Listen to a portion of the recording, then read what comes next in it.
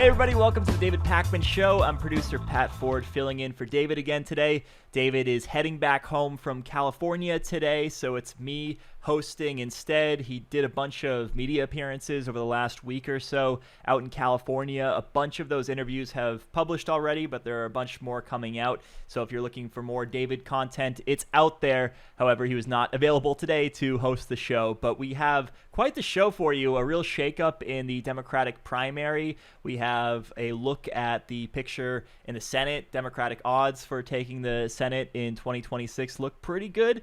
And we're going to start things off today by talking about J.D. Vance because he appeared on Will Cain's Fox News show. And the interview seems sort of like an audition for 2028. I think out of all the potential contenders for the 2028 election on both sides, Republican and Democrat, J.D. Vance clearly seems like the person who's most likely to announce a candidacy because he's just so clearly well set up for it, being Trump's vice president right now.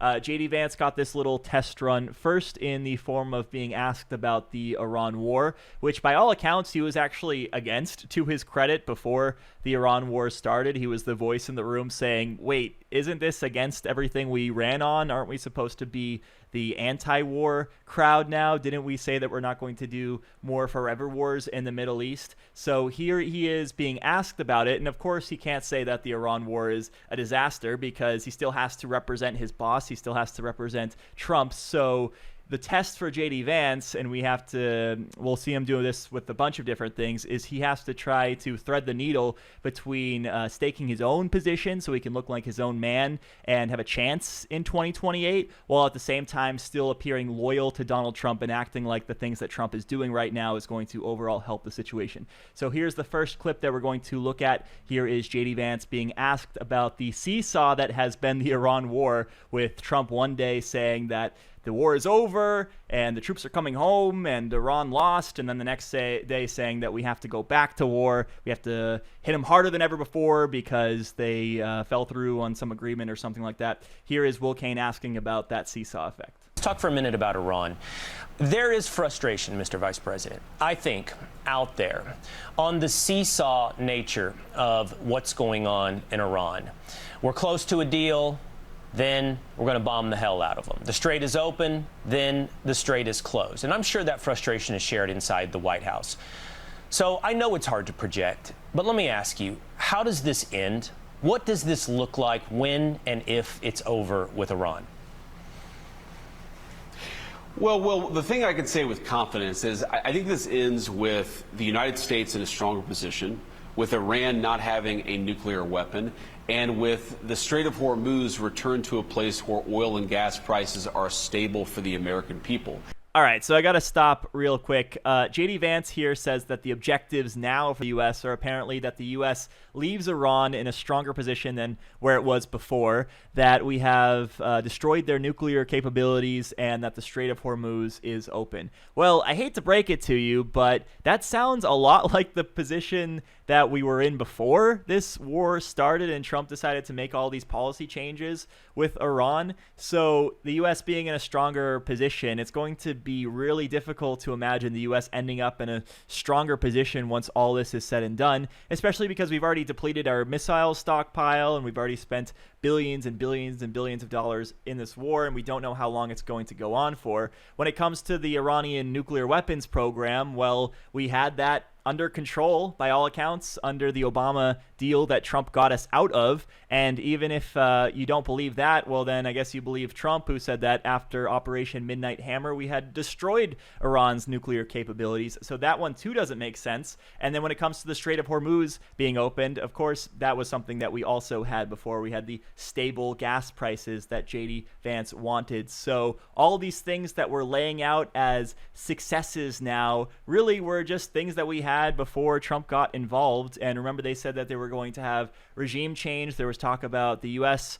Installing a puppet government over there in Iran. They certainly weren't going to have a nuclear weapons program. And now Trump has said that, well, maybe they can have some nuclear capabilities. Clearly, we're in a much weaker position than we were when we started all of this. Let's continue the clip. I think the issue here, Will, is that the Iranians sometimes make commitments that they don't honor. They make a deal, they don't honor the deal.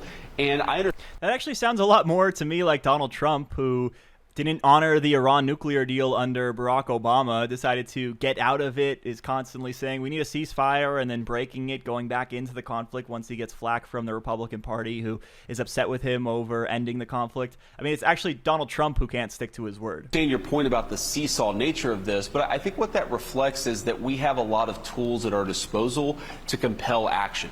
And sometimes we're focused on the energy piece of it because we want Americans to be able to afford the price of oil and gas. Sometimes we're obviously focused on the military nature of it. Sometimes we're focused on the nuclear program. So I think what is really happening is that you're seeing a president of the United States at the height of his authority with a lot of tools. Yeah, I actually agree with him there. Donald Trump certainly does have some tools. He has Stephen Miller, he has Pete Hegseth, and he has the tool that is J.D. Vance, among so many other people in the White House. Next up, we move from talking about the war to talking about economic policy, and it's the same thing. J.D. Vance has to walk this tightrope because on the one side, he has to hear out people's frustrations, especially if he's going to run for president in 2028, which he likely will. He has to offer them this like alternate path that's different. He has to offer change in some form. But at the same time, he can't anger Trump. He has to make it seem like what Trump is doing is different and awesome and that there's hope in this second Trump administration. So it's a difficult thing to do. Let's see how he does. This wonderful country that we all live in. And my warning to my fellow Republicans, Will, would be if we don't get this right, don't blame young people for being sympathetic to socialism. We've got to blame ourselves. And I think what is so unique and refreshing about Donald Trump's economic policies is that it's not the same old economic, ideas that you would have heard 30, 40 years ago. He's talking about rebuilding our industrial base, rebuilding the heartland, making our streets safer, making it possible for young people to afford to buy a home. This is how you stop socialism. You don't stop socialism by throwing slogans at people about the free market. As much as I love the free market, you stop socialism by making people's lives better. And that's what we're trying to do every single day. Notice how Vance mentions housing specifically, even though we know that Trump recently got in the way of that bipartisan legislation to make housing more affordable because he wanted to prioritize the Save America Act. Luckily, the legislation was able to go through even without his signature, but still it's something that Trump actively got in the way of. And Vance says that what Trump is doing with these different policy ideas, it's all different from past presidents, and the implication, of course, is that different equals good. Well, different doesn't always equal good, especially when the different policies Trump is doing are making it so that all of these things are actually worse, that things are more expensive. Remember, people are dealing with cost of living issues, rent issues, groceries, gas, everything is too expensive. What is Trump's idea? What has he done in his last 2 years back as president? Well, he's decided to impose a bunch of tariffs, which have made everything more expensive. And he's decided to launch this war in Iran, which has also made everything more expensive. So yes, these are different ideas, but they're not pushing us in the right direction. And then J.D. Vance gets into this topic about how we have to, as Republicans, they have to present this robust idea of capitalism as an alternative to socialism, and that's the best way forward. Well, I do agree in part that historically the way that governments have been able to fend off socialism is by reviving capitalism, changing it in some form. It usually seems like they've done it in the direction of social democracy, right? Like with FDR's New Deal programs. Usually the way to combat a rising sentiment that we need socialism is to have something that looks more like social democracy, and that's actually something that socialists themselves criticize. So the fact that J.D. Vance is essentially saying, yeah, we need to revamp capitalism, but not in a way that pushes it in a leftward direction, in a way that pushes it instead in a rightward direction, even though that hasn't been working for the past many decades. It's going to be a tough sell, but that's what he's going to try to do when he inevitably runs for president in 2028. Here is a little bit more of J.D. Vance during this interview talking about fraud that was rampant in government before he and Donald Trump took office. There's all the Medicaid fraud, there's the food stamps fraud, there's the Small Business Administration fraud, there's this gender transition fraud. The unfortunate reality, Will, is that fraud in Washington, D.C. was as common as bad weather, and bad weather is very common in Washington. So we got a problem here. We're fixing that problem, but it's going to take us a long time to root out all this fraud because there was so much allowed to fester during the Biden administration and really beyond that. Yeah, so this all rings pretty hollow when J.D. Vance, his boss, Donald Trump, is the one that is supposed to be in charge of finding all of this fraud. Remember Donald Trump, who had to pay that $25 million settlement over deceptive practices at Trump University, or the Donald Trump who had to pay $2 million in damages for taking personal money from a charitable group in the Trump Foundation? What about the Donald Trump who had 34 criminal federal convictions for falsifying business records in connection to a hush money scheme? Then there's also the stuff that he's done just since taking office again. There's the $1.4 billion that he's made in crypto from World Liberty Financial. There's Trump coin and Melania coin, and beyond that, there's the reflecting pool and the ballroom. Must I go on? There's all these things that we hear about day in and day out. So Donald Trump is the person to take a look at if you want to root out fraud in this country. But instead of him being in charge of finding it, he needs to be the one that is taken out, because he is the number one perpetrator of fraud in this country.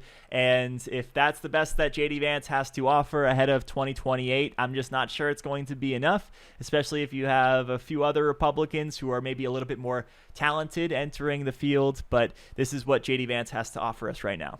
Move over, Gavin Newsom. There's a new frontrunner in town, and her name is Alexandria Ocasio-Cortez. AOC, now the first place contender for Democrats in 2028 when you take a look at the betting odds. For essentially the entire time that these prediction sites have been following the 2028 election race, which is basically going back to the 2024 election, there has been a clear frontrunner for the Democrats, which is Gavin Newsom. He essentially the entire time has been leading, sometimes by a little, sometimes by a lot. I'll put up the picture for you now to show the graph over time. And as you can see, there were periods where he was up by a good deal, getting as high as 36, 37% odds. But ever since March or so, we'll call it, those numbers have been trickling down, and we started to see movement from these other candidates who started to close the gap. Now he doesn't really have a lead anymore, because Alexandria Ocasio-Cortez has just been able to barely edge him out, and now what we're seeing is a much more contested field. So to read the odds, we have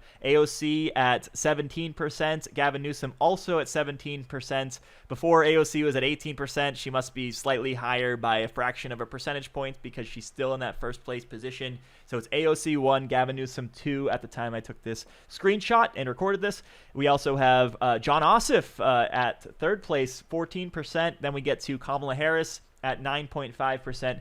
Mark Kelly, which I was surprised by, at 5.7%. Pete Buttigieg, 5.5%. Josh Shapiro, 4.6%. And the list actually goes on and on and on. There are more names on this list that I'm not even going to get to today, but there are people like Pritzker and Wes Moore who could potentially be contenders as well, who are far down on the list right now. So we see the AOC surge. That's probably the headline from all of this.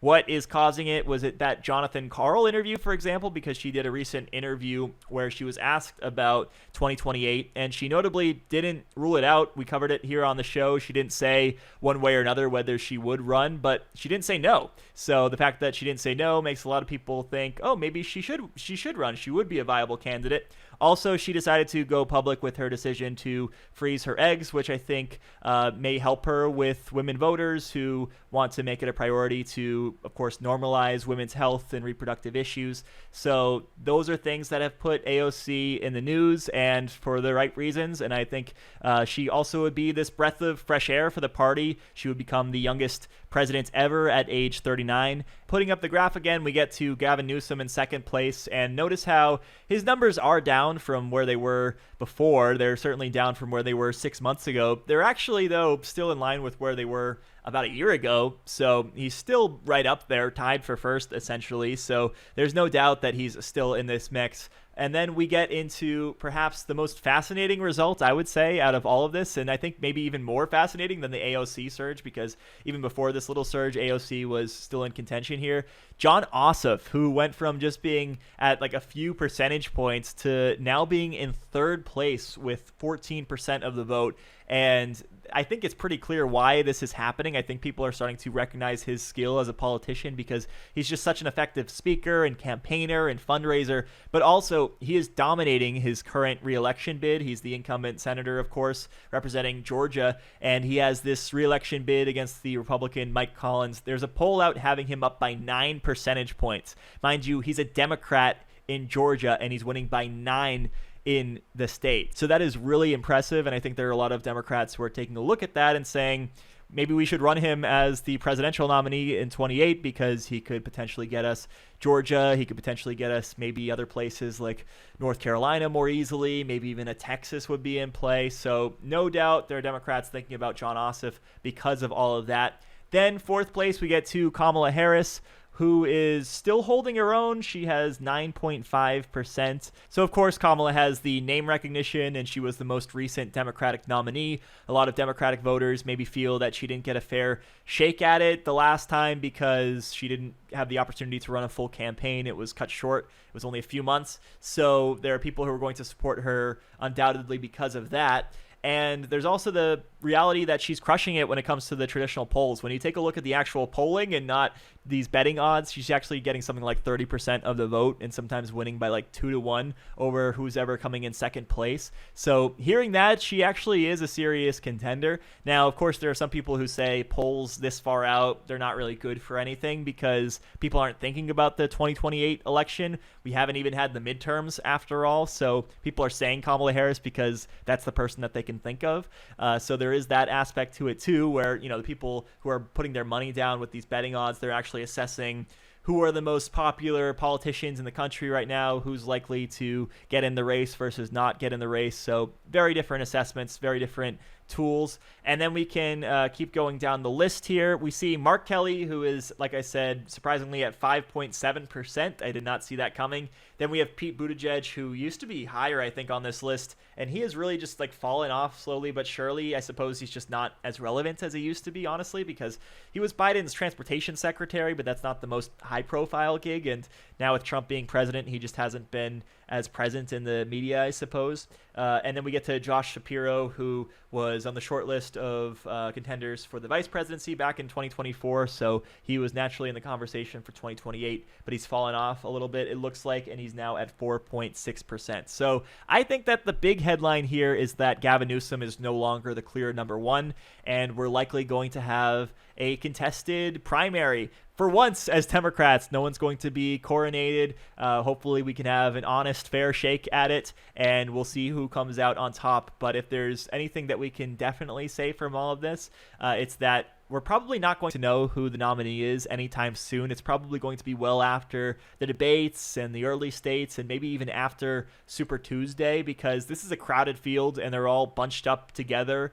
And we have AOC, we have Newsom, we have Ossoff, we have Kamala, we have maybe contenders that we're not even considering right now on this short list. So it's all getting started very, very soon. First, we have the midterms, of course, but it's clear that it's really anyone's game for Democrats right now.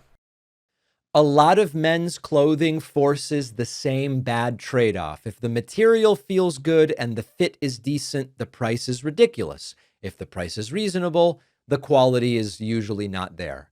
Our sponsor, Quince, has that solved. Quince makes high-quality wardrobe staples. They use premium materials. They don't mark them up like the luxury brands. Already a good start. They've got lightweight European linen shirts and shorts, soft 100% Pima cotton tees. They've got comfortable pants. The whole concept is simple, versatile clothing you can wear every day. I got a bunch of their basic Pima cotton tees. They're phenomenal. I can layer them.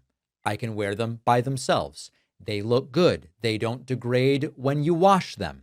Plus, Quince works directly with ethical factories. They cut out the middlemen.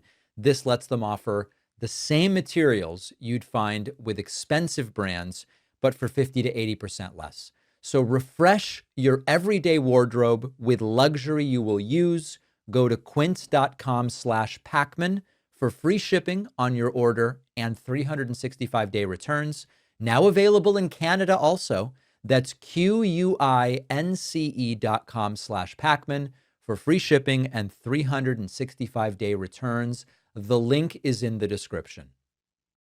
Well, Karoline Leavitt, who loves to lie for Donald Trump, won't be making a living out of it much longer, at least not for now. She is stepping down as the press secretary for the White House, and she's instead apparently going to have this outside advising role, which honestly, I don't believe. I think she's just not going to work there anymore. Trump apparently really wanted her to stay, but she said that the pressures of motherhood, having two young kids, two infants, made it so that she couldn't balance that and being a good White House press secretary, a good little liar for Donald Trump, plus trying to get 8 hours of sleep. I mean, that just sounds impossible. So Donald Trump is going to have to find someone else to fill the role, but here he is posting about her departure on Truth Essential, saying, quote, "Our wonderful White House press secretary and one of my most trusted aides, Karoline Leavitt, will be departing her role at the end of the month so she can spend more time with her beautiful young children and family, a decision I totally understand and respect.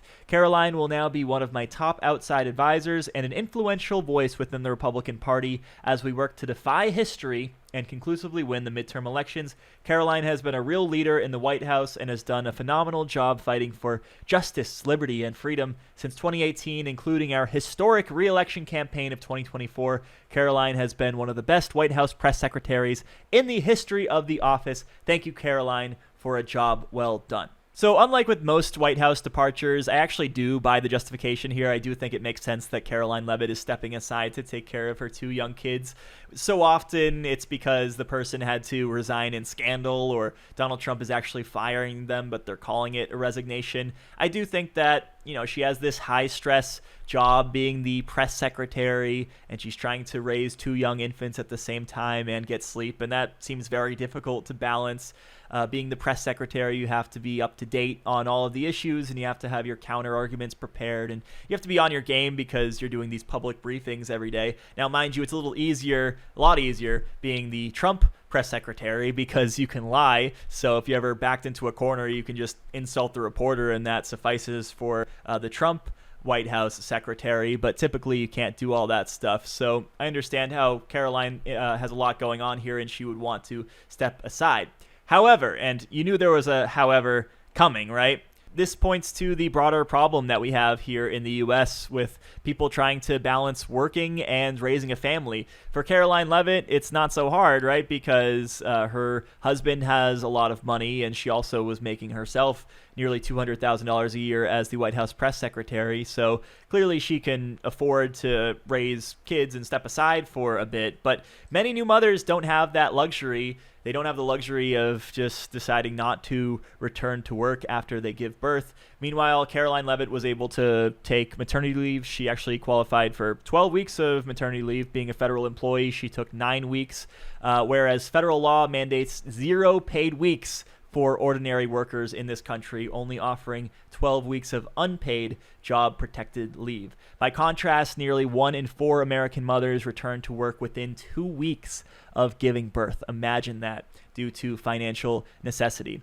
Leavitt also, with her money and resources, has easy access to premium childcare, which the average person doesn't have, or if they do have access to childcare, they're often spending up to a quarter of their income on childcare. So to be clear, this isn't me criticizing Karoline Leavitt for making this decision to step down. I, first of all, like it because I don't want to see her as the White House press secretary anymore, but I also just respect it because given her situation, she's the mother to 2 young kids. It totally makes sense why you would not want to do a full-time job that's that high stakes on top of all of that. But this also really points out to why we need paid family leave in this country. The United States is the only wealthy, industrialized country in the world without paid family leave. And it also points to the outrageous cost of childcare and how we need better access to childcare, especially for low-income communities. And it points to, obviously, the privilege gap that we see in our society because people like Karoline Leavitt, she has all these resources and she is able to balance all these responsibilities if she wants to, but if it's too much for her, she can afford to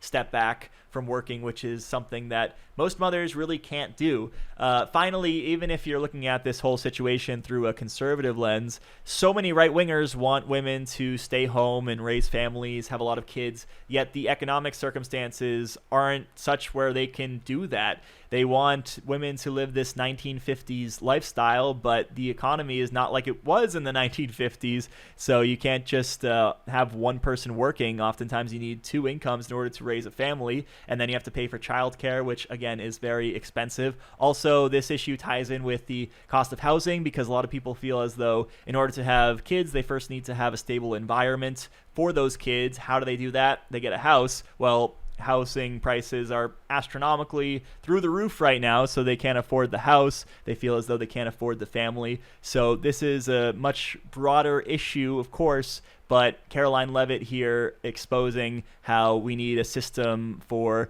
not only her, but the average American family to be able to take some time off after having a child, to be able to spend the time with the kid that you'll never be able to get back, to have that quality time, and also make sure that you can still make ends meet while doing it, that you're not going to be economically destitute just because you decide to have a child. As David talked about on the show yesterday, the White House ballroom project is spiraling out of control. It was supposed to only cost $200 million, and then it became $250, and then $400 million.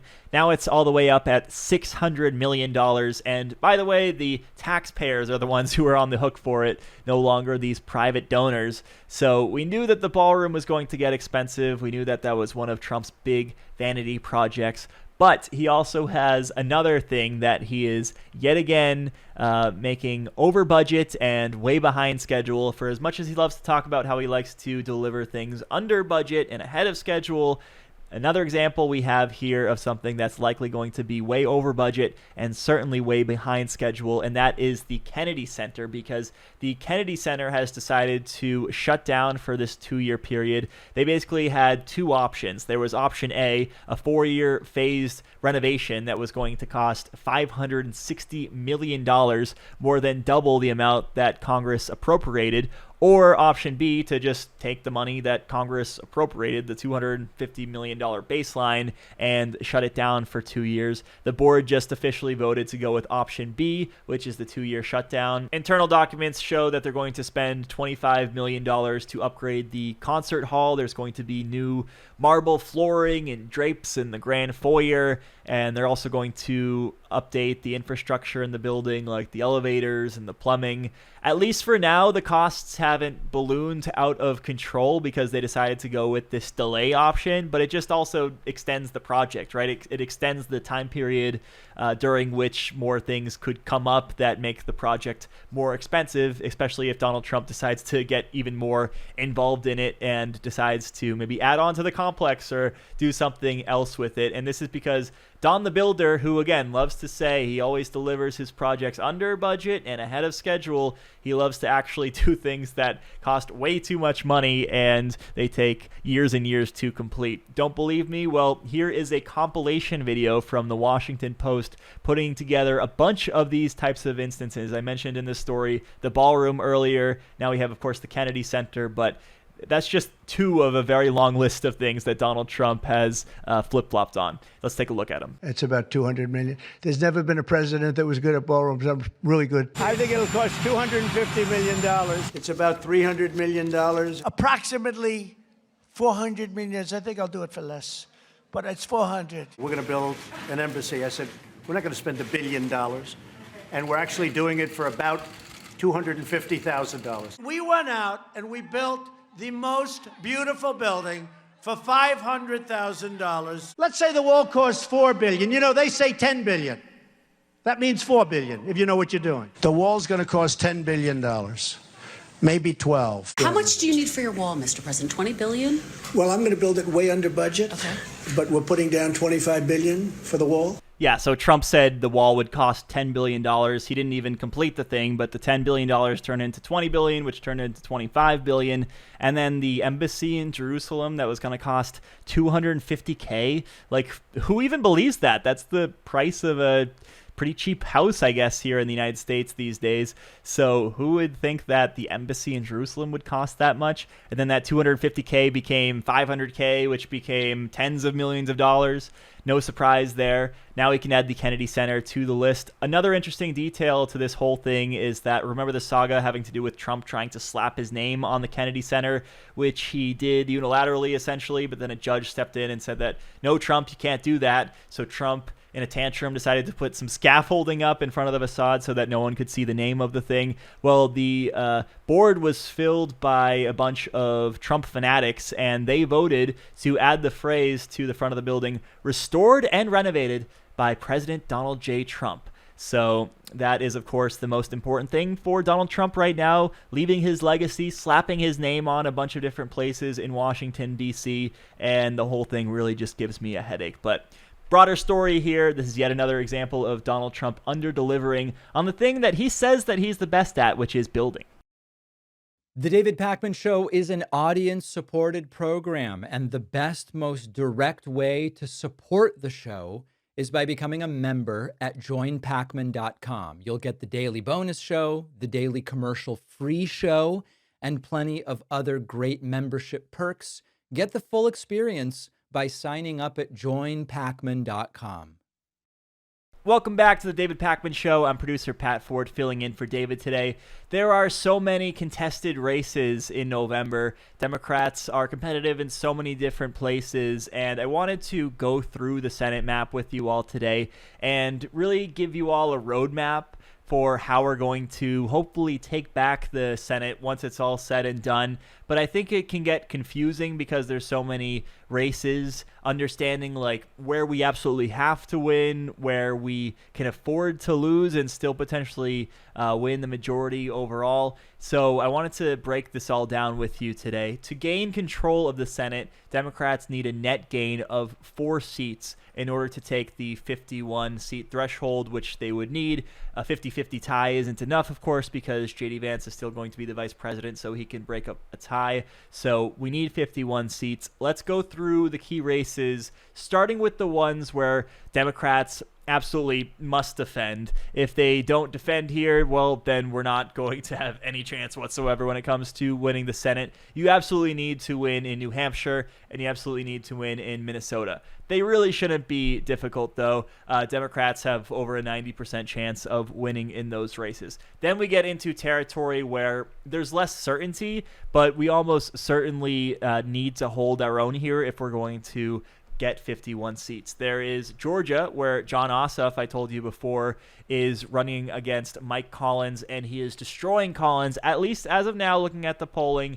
There's this one poll that shows him with a 9-point advantage. He is a Democrat running in Georgia, but he is still winning there decisively right now. And actually, the prediction markets give him a 92% chance of controlling his seat, which is really quite remarkable. Then we get to Michigan, which is an open seat because Gary Peters is retiring. We had Abdul Al-Sayed win the primary there last week, so he's going to be going up against Mike Rogers, and it's one where Democrats really should win there in order to defend that seat to set us up well, but the chances Democrats win is only at 55% right now, which isn't as comfortable as I'd like to see it. So in all of those races, we really have to consider them must-wins because that would be us holding the line if we're able to win all of those places. Then we have to start looking at pickups. Only then can we start to think, how can we pick up 4 additional seats so that we would actually have control of the Senate? So the most obvious place and the most likely place for Democrats for us to win is North Carolina, where Tom Tillis, we know, is retiring. He is going to likely get replaced by the Democrat Roy Cooper, and Roy Cooper is going up against Michael Whatley, who's the former RNC chair. The polling shows that Cooper is up something like 11 points, and according to the prediction markets, it's a 91% chance that Democrats flip the seat. So North Carolina looks like an easy option. Then we have Maine, of course. Susan Collins running for re-election there against Troy Jackson. Troy Jackson recently replaced Graham Plattner as the nominee, and we'll see if Troy Jackson's finally going to be the Democratic candidate who's able to unseat Susan Collins. It looks like it's going to be a close one there. Democrats are favorited, 64-65% favorited according to the betting odds right now, but it's clearly not a surefire thing. Okay, so to recap again, you start by defending all of the places where Democrats currently have seats, including Michigan, which at this point seems like it'll be the toughest to do. Then you need 4 more pickups. We have North Carolina, which seems like the easiest option and a likely option, and then also Maine, which is maybe going to happen, but maybe not. So we will, for the sake of argument, say that we are able to pick up Maine, and then you still need 2 more. That's the thing. Still looking for 2 more. Where can Democrats look? Well, how about Ohio, where they're having a special election? Incumbent John Husted is going up against former 3-term Democratic Senator Sherrod Brown.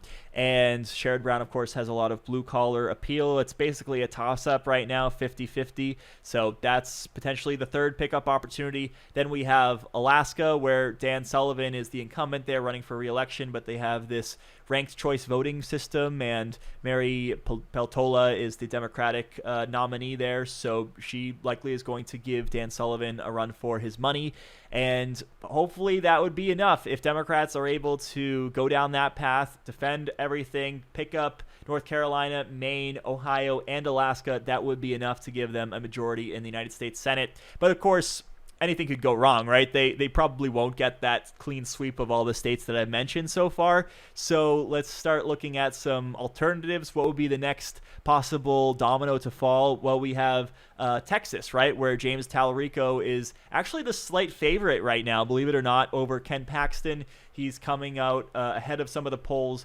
but there's also the possibility that he'll follow the footsteps of other Democrats in Texas who look really strong in the summer before the election, but then end up losing to the Republican. So there's the possibility that Talarico pulls it off there, but we also may get upset there yet again by Texas. So if Democrats can't pick up Texas, well, maybe there's Iowa because Joni Ernst is retiring. Ashley Hinson, the Republican, is favored, but only slightly over the Democrat Josh Turek. So that's another potential pickup. There's also maybe the outside chance we could get Nebraska or Kansas or even Florida, but I don't think that's going to happen. That's pretty much Hail Mary territory. Odds have the Senate pretty much right now at 50-50, and seeing this breakdown combined with Trump's deep unpopularity, I think that's a pretty sensible assessment because Democrats do need to pick up a lot of seats, including in places that aren't really familiar territory with us. Like we're talking about Ohio and Alaska here as part of this roadmap. North Carolina seems like we'll be able to get it done, but it's not the bluest of blue states either. So hopefully we can pull it off, and that I think is the roadmap for being able to do it. But it's going to be a very consequential midterm elections. We'll see just how many seats we're able to pick up. Well, if you asked Mike Lindell how well he's been sleeping this week, I'm sure he would have to tell you he's been sleeping great because he sleeps on a MyPillow. But his dreams have no doubt been shattered because he lost his election this week to become the next governor of Minnesota. He lost the Republican primary to Minnesota State House Speaker Lisa DeMuth, beating him 43% to 32%. So that's an 11-point gap there that he lost by a difference of 40,000 votes. So really not a close election yet. Unsurprisingly, Lindell has decided to not concede the race. He is dismissing news organizations calling the race against him. He's flat out saying that there's something afoot here. He won't accept defeat, and he wants to call out these uncounted votes and anomalies. Here he is attacking the AP on election night shortly after they called the race against him. What is the AP with the voters? What the AP, why would I listen to the AP? There's 265,000 votes left to count. I'm down by 18,000 now. We just gained 5,000. I'm not going to give up this race until the votes are counted. That's nonsense. Until the votes are counted? Until the votes are counted where I can't win. I mean, why would I call it now? Should I say it again? Now there's 264,000 votes left to count out of the last 13,000. So Lindell is not conceding right now. He says that in addition to the discrepancy between the polling and the election results, he also says there are a bunch of anomalies and there are these uncounted votes, even though if you did the math, you would find out that the uncounted votes aren't going to be able to project him to victory. Anomalies, by the way, are also not evidence of fraud. So we'll see what more he comes up with, but it doesn't make a whole lot of sense, especially because Minnesota uses paper ballots, and that's one of the things that people who are in support of transparent elections call for. Oftentimes, they have paper ballots over there, and yet he's still citing computer problems as a reason why there could have been fraud in this election. And if he really wants to continue doing the election denial stuff, he can do it, but it's just becoming less and less believable every time. The public already was not really into the Trump thing where he claimed the 2020 election was stolen. So when Mike Lindell says that the primary was stolen in Minnesota in this gubernatorial race, it just strains credulity because, I mean, why would the Republicans be involved in the rigging of the election this time when it was Democrats before? It just doesn't really seem to make a whole lot of sense, and I don't think it's going to be all that convincing to the American public. But I think this is the type of thing that is Mike Lindell at his core. Like, this is who he is. He is fundamentally an election denier at this point. Donald Trump led him down that direction, and he went all in. He was actually genuinely calling for the election to be overturned, and he really does have an issue with the voting systems and the machines and everything, and he really did put his money where his mouth was because he essentially lost a whole bunch of money and reputation, and his brand is a shell of what it used to be. So Mike Lindell has gone all in when it comes to the voter fraud thing. It's no doubt that in his own election, he would also decide to say that it was stolen if he lost, and now he's lost the election, and that's the path that he's decided to go down. It's not surprising whatsoever. So Mike Lindell not conceding defeat, at least not yet, and he didn't even lose by like a small margin. He lost by a pretty decent margin. So it's all pretty ridiculous to see, but what else can we expect from Mike Lindell? If you like this show, I would love for you to get my Substack writing. Each day, I'll send you a rundown of what's on the show, what's happening, what matters, why. It's free, no spam. Substack is also the only place where we own our data. So if we get censored on social media or on any platform, Substack's going to be the only way I can tell you what is going on. Sign up now at davidpakman.substack.com. Is Tucker Carlson going to be the Republican nominee in 2028? So much of the Republican primary talk has been centered around two people, right? J.D. Vance, the vice president, and Marco Rubio. J.D. Vance probably will run. Marco Rubio, maybe he'll run, although that would present an interesting dynamic because they're both working in the Trump White House after all. I don't think Trump would endorse just yet. I think he would wait to see who wins between them and then endorse that person.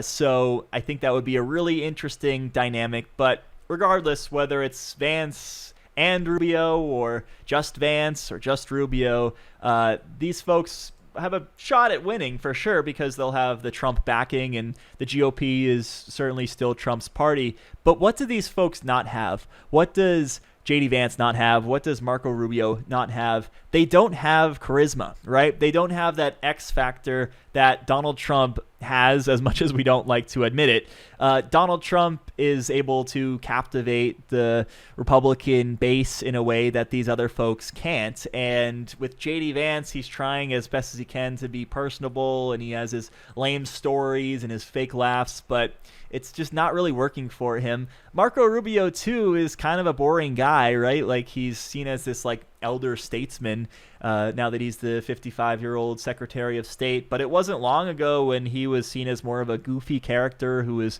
wearing these like heels on his shoes because Trump was calling him Little Marco, and Chris Christie was making a fool out of him on the debate stage because Rubio was just repeating his talking points and kind of came across as an empty suit. So it's quite possible that with these charisma gaps that J.D. Vance and Marco Rubio have, that someone else could stand out among them and among the Republican pack largely, and that person could absolutely be Tucker Carlson because he does have an X factor that J.D. Vance and Marco Rubio do not have. He's also willing to say dumber things than they are, and he has these weird quirks and things that will get people talking about him, and the Republican base is also very much used to watching him on TV all these years, especially when he was a Fox News host. If the Republican base expects its leader to entertain them, in addition to or even even instead of governing like Donald Trump has for all these years, well, then Tucker Carlson is going to do a much better job at that than someone like a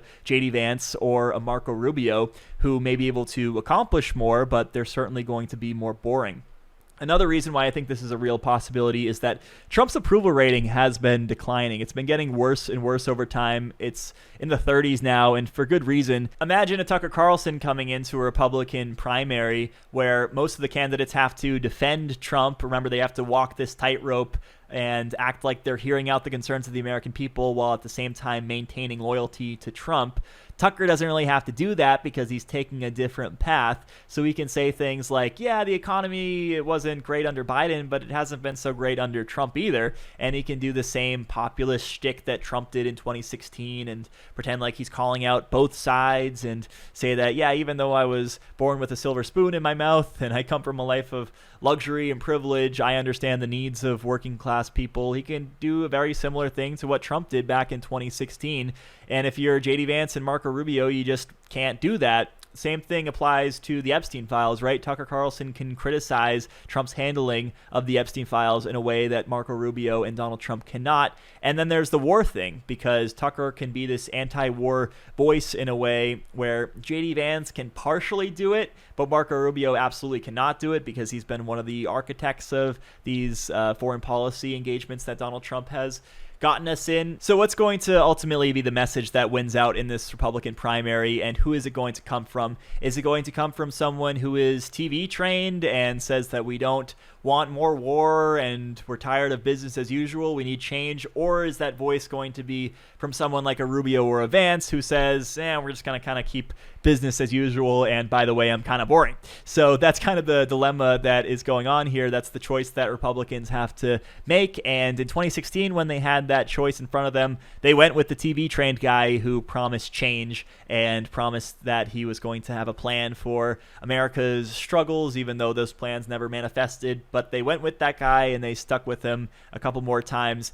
And also, if you take a look at the timeline, it also suggests that Tucker is at the very least like weighing this as a possibility, because he used to be a lot more cozy with Trump, but he's really gone his own way ever since the Iran war started. Tucker said that he was going to leave the Republican Party, and then he was flirting with doing his own thing. He recently was in Maine at his house with Marjorie Taylor Greene and Thomas Massie. They did this like little summit thing to lay the foundation for the future of the right-wing movement as they see it. So I put all this together to suggest that Tucker Carlson could absolutely be laying the groundwork for a run in 2028, and that absolutely would be a wild card that not everyone sees coming, but makes a lot of sense when you think about it, honestly. I think that J.D. Vance will certainly run. I think Marco Rubio could run. But Tucker Carlson, would he shake things up and join this primary as well? And could he be the next president of the United States? That is a terrifying thing to think of, but as, of course, is Donald Trump as president. For the final story on today's show, to celebrate the end of the week and to celebrate Karoline Leavitt leaving as the White House press secretary, which of course was the big news of the week, I put together a list of the 5 most humiliating moments of Karoline Leavitt's tenure as press secretary. It was really difficult to narrow it down, I gotta say, but here are a good list of 5, starting with her saying that Doge was able to discover that the Biden administration was spending, get this, $50 million on condoms for Gaza. Here is Karoline Leavitt making an absolute fool of herself. Doge and OMB also found that there was about to be 50 million taxpayer dollars that went out the door to fund condoms in Gaza. That is a preposterous waste of taxpayer money. Yep, if that sounds unbelievable, it's because it is. It shouldn't be believable at all because it's not true. She is totally lying here, or was mistaken at the very least, because there was this $50 million appropriated to Gaza under the Biden administration, but it was for health generally, not specifically for condoms in Gaza, and she got a 4 Pinocchio ranking from the Washington Post on that claim. When a reporter pointed out that tariffs are a tax hike on the American people, Karoline Leavitt tried to repeat the thing that Trump loves to say, which is that, no, it's actually a tax on other countries, and Karoline Leavitt went so far as to say that it's actually a tax cut for the American people, the tariffs that Trump is imposing. Get a load of this one. As he's proposing tax hikes in the form of tariffs. Not and true. I'm curious He's not doing why that. he's prioritizing that over the tax cuts. He's actually not implementing tax hikes. Tariffs are a tax hike on foreign countries that, again, have been ripping us off. Tariffs are a tax cut for the American people, and the president is a staunch advocate of tax cuts. Now, the truth is the average American household is spending something like $1,000 to $2,500 more a year because of Donald Trump's tariffs. So I guess this would be a tax cut, like in the way that Donald Trump loves to promise these bogus percentages when it comes to savings, in a way that would actually imply that it's the consumers who are receiving money from the providers. And it never makes any sense when he does that, right? When he talks about saving 500% on prescription drugs, you think like, okay, is he saying that you actually get money when you go to CVS? Like, clearly that can't be what it is. In the same way, we have this negative tax cut where it's actually a tax increase, but Trump wants to market it as a tax cut. It's just a negative tax cut where you actually lose money. Next, we have the responding to Renee Good when she was killed by an ICE agent. Karoline Leavitt made a fool of herself and attacked a reporter for asking a question about it when, of course, it was a very sensitive moment. Karoline Leavitt should have offered some sympathy for the tragedy that took place there, the tragic killing of protester Renee Good, but instead she just decided to berate the reporter for no reason. 170 U.S. citizens were detained by ICE, and Renee Good was shot in the head and killed by an ICE agent.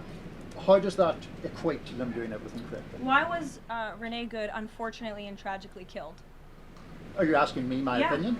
Because an ICE agent acted recklessly and killed her unjustifiably. Oh, okay. So you're a biased reporter with a left-wing opinion. What do you want me to do? Yeah, because you're a left-wing hack. You're not a reporter. You're posing in this room as a journalist, and it's so clear by the premise of your question.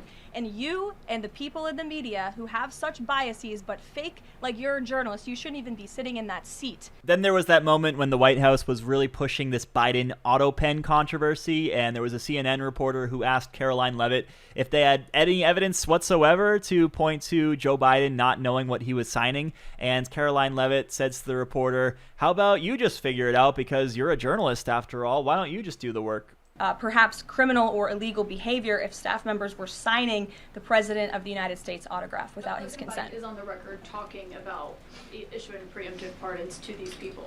But was he aware of his signature being used on every single pardon? That's a question you should ask the Biden White House. Is there any evidence on that he wasn't aware of it? You're a reporter. You should find out. Okay, Sean. So apparently Karoline Leavitt doesn't know how burden of proof works, because it was the Trump White House making the claim that the auto pen signatures should be made invalid because Joe Biden didn't know where the hell he was. If you want Caitlin Collins and these other reporters to investigate that claim, well, you have to provide some shred of evidence that they can take a look at. They're not just going to go on this wild goose chase doing your dirty work for you and investigating all the pardons that Biden signed or used the auto pen for when he was president. Just doesn't make any sense. Next, we have Karoline Leavitt getting so triggered about not every press outlet calling the Gulf of Mexico the Gulf of America just because the Trump administration decided to change the name on a whim. Here she is being really upset about that. This is a classic. And it is a fact that the body of water off the coast of Louisiana is called the Gulf of America. And I'm not sure why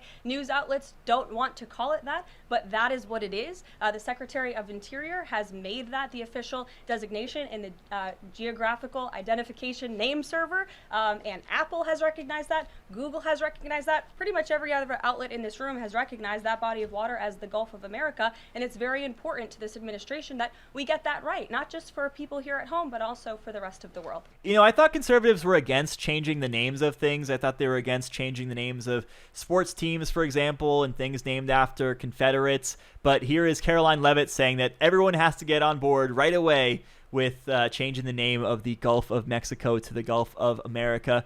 I could play so many more clips. There was her criticizing Gen Z despite being a member of Gen Z, saying they don't have good work ethic. There was her saying that a French politician really should be more grateful to the U.S. and remember who helped you, alluding to the Second World War. There was her backing up Trump's claims about the Epstein files being a hoax. And she also said Kilmar Abrego Garcia was a gang member. And she said that the Signal Gate chats didn't involve any war plans. There are so many lowlights when it came to Karoline Leavitt's career as White House press secretary. A lot of bad moments, Probably not as bad of a secretary as someone like a Sean Spicer, because I think Karoline Leavitt had that shamelessness quality that Sean Spicer didn't have. She's able to just lie through her teeth and keep a straight face while doing it, which is something that admittedly not everyone can do. She probably will rank at the top or near the top of Trump's favorite press secretaries.